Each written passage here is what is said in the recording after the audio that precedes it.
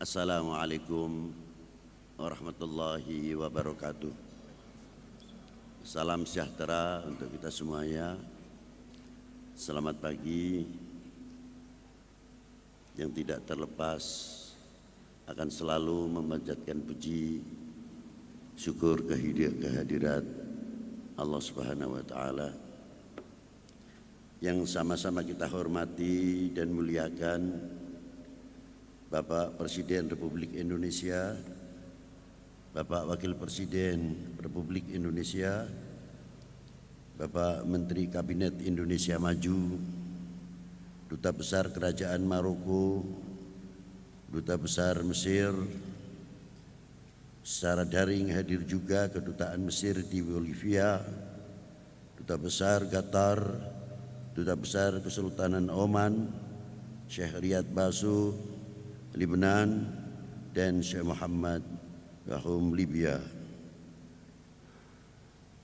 Para gubernur, rektor dan wakil rektor Universitas Negeri Semarang, ketua dan anggota Senat Universitas Negeri Semarang, dekan, ketua lembaga dan direktur program Aksara Sarjana Universitas Negeri Semarang, para guru besar, para rektor, para pejabat, baik tingkat pusat maupun daerah.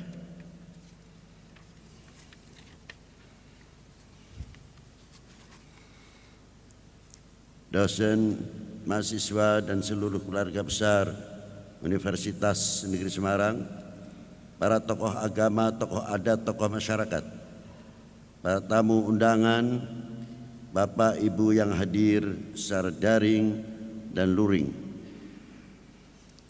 Hadirin yang berbahagia, kita menyadari bahwa bangsa Indonesia, kemajuan dari teknologi dan ekonomi telah tumbuh, dibuktikan berdirinya Borobudur, Prambanan, sangat mengundang secara ilmiah sejarah sejauh mana teknologi yang dimiliki para leluhur kita yang telah mampu menunjukkan kemajuan teknologi. Terlepas dari itu, para leluhur bangsa ini telah mampu mewujudkan kebinekaan dengan bukti Borobudur dan Prambanan yang berbeda ideologi. Dari segi ekonomi telah mampu menunjukkan dengan adanya situs-situs sejarah yang ada, tidak mungkin mampu berdiri tanpa ditunjang atau sarana ekonomi yang sangat kuat. Begitu pula dari kerajaan yang ada di Indonesia seperti Sriwijaya, Majapahit, Pajajaran, Kerajaan Aceh, Demak, dan lainnya yang tidak dapat saya sebutkan satu persatu, secara global mampu membangun kesejahteraan yang dibangun dari segi ekonomi, toleran yang sangat tinggi di antara satu sama yang lain. Maka tidaklah heran apabila kemajuan yang ada dalam bangsa ini melahirkan tokoh-tokoh pendidik atau tokoh-tokoh pejuang dan perguruan-perguruan tinggi yang tidak terlepas telah andil besar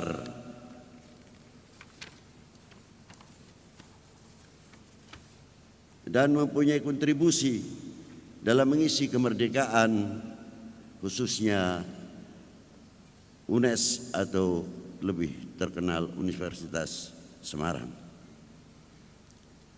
Hadirin yang berbahagia, pada era milenial ini banyaknya media sosial dan keterbukaan informasi, penggunaan bahasa juga menentukan kondisi beragama, berbangga,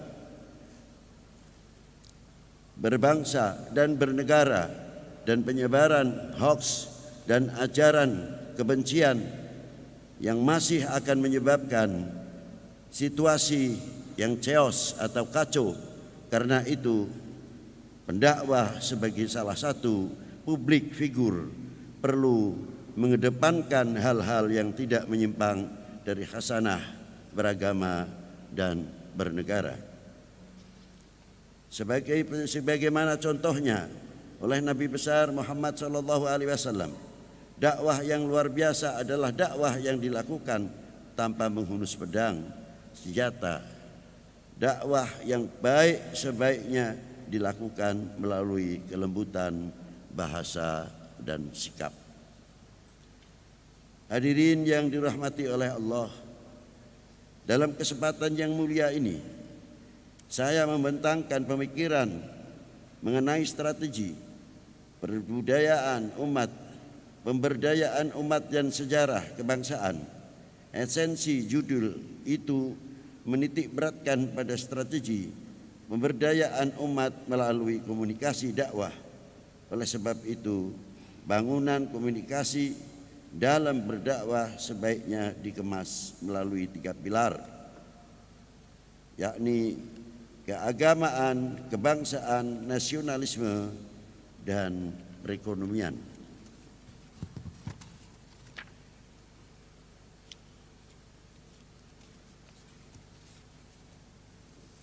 Kebangsaan hal ini, kebangsaan. Hal ini terkait kondisi bangsa Indonesia yang telah terkikis rasa nasionalismenya atau melentur. Pengetahuan dan pemahaman sejarah kebangsaan akan membentuk karakter cinta tanah air dan bela negara. Maka dari itu, hubungan 3 pilar pemberdayaan umat akan menjadi cemerlang tatkala sejarah kebangsaan diperdayakan sebagai daya ungkit umat untuk mengabdi dan berbakti kepada nusa dan bangsa. Rangkaian itu akan paralel pada SDM unggul untuk Indonesia maju yang digagas oleh Bapak Presiden Insinyur Joko Widodo.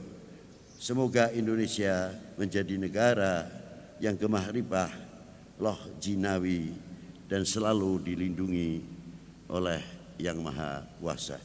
Amin. Hadirin yang berbahagia, demikian yang bisa saya sampaikan secara pribadi dan keluarga. Saya menyampaikan terima kasih kepada hadirin semua yang telah meluangkan waktu pada hari ini, baik secara langsung maupun dalam jaringan virtual. Teks khusus keluarga besar Universitas Negeri Semarang, rektor dan jajarannya, senat, promotor, kopromotor yang telah memberikan kepercayaan atas gelar doktor kehormatan kepada saya. Semoga bermanfaat bagi agama, nusa, dan bangsa. Walaupun saya mampu mengucapkan terima kasih, namun terlalu kecil ucapan terima kasih. Namun sampai sekarang ini masih mendapatkan kesulitan untuk mengganti kalimat terima kasih, karena jasa tidak bisa ditakar dengan apapun, terutama pendiri para leluhur bangsa ini. Amanat telah tertumpu di pundak kita semuanya. Mampukah kita menjadi generasi penerus sehingga tidak menjadi bangsa dan umat yang mengecewakan para beliau. Terima kasih.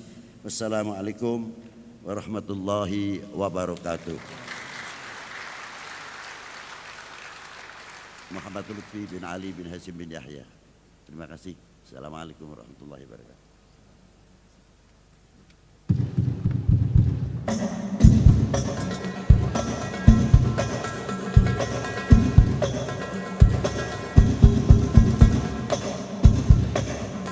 Yang terhormat Habib Lutfi, kami persilakan kembali ke tempat.